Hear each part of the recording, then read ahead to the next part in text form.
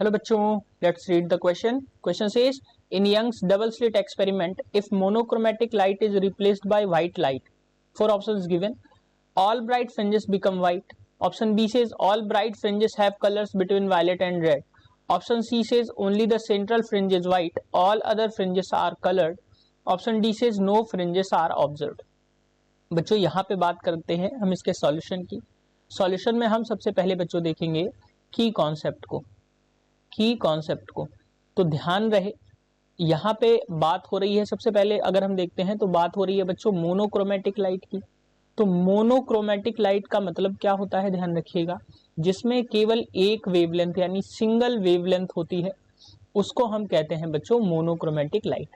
तो जब यंग के डबल एक्सपेरिमेंट की जब बात आती है, तो डबल स्लिट एक्सपेरिमेंट की बात आती है, तो कुछ इस तरीके से मैं यहाँ पे ड्रॉ कर देता हूँ.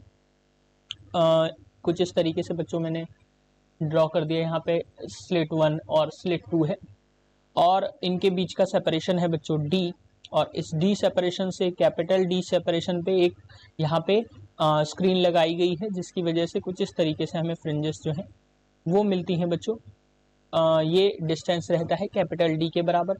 कहीं कहीं पे हमें बच्चों यहाँ पे क्या होगा, ब्राइट फ्रिंजेस और डार्क फ्रिंजेस जो हैं वो मिलेंगी. यहाँ पे बच्चों हमें ब्राइट फ्रिंज मिलेगी, यहाँ पे डार्क मिलेगी. इस तरीके से हमें ब्राइट और डार्क फ्रिंजेस जो हैं मिलती हैं जब यहाँ पे मोनोक्रोमेटिक लाइट को डाला जाता है बच्चों. लेकिन अब इस मोनोक्रोमेटिक लाइट को रिप्लेस कर दिया गया है व्हाइट लाइट को. तो व्हाइट लाइट की अगर बच्चों हम बात करें तो व्हाइट लाइट क्या होती है, विबग्योर स्पेक्ट्रम की यानी अपने कॉन्स्टिट्यूएंट कलर से मिलकर बनी होती है, जिसमें कई तरीके की कई रेंजेस जो होती हैं वो होती हैं वेवलेंथ की कई रेंजेस बच्चों यहाँ पे देखने को मिलती हैं.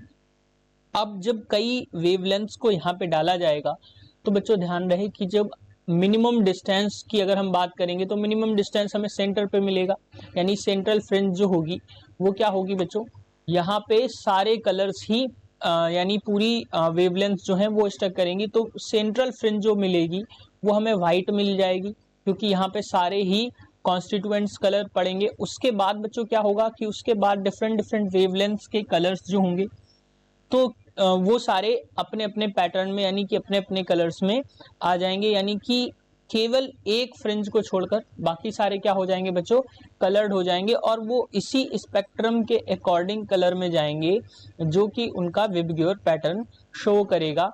बाकी सारे कलर्स में हो जाएंगे, केवल सेंट्रल फ्रिंज बच्चों वाइट रहेगी. सो अगर हम ऑप्शंस की बात करें इसमें तो ऑप्शन रहेगा बच्चों see, that is only central fringe is white, all other fringes are colored. Hope you understood it well. Best of luck.